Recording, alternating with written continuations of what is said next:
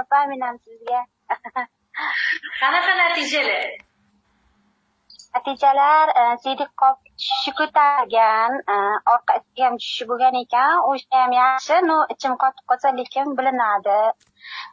Keyin ana bu matkapishina hali ozroq bor, lekin qandaydir torayishlar, havo chiqishlar ketgan, sistitim umuman yo'qolib ketdi, o'zimga sezildi. 70%da 100% emas, 70% o'zgarish bo'ldi, chunki hali oxirgi darsgacha borganim yo'q-da. O'rtada gripp bo'ldik, o'zim, bolalarim. To'xtatib qo'ydim-da ozroq. Nechinchi darsga keldingiz?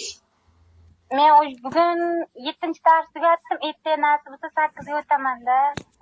Men 5-darsda to'xtatib qo'ydimmi deyman-da. 5da to'xtatib, 4dan yana davom ettirib ketdim-da, keyin boshlanishga.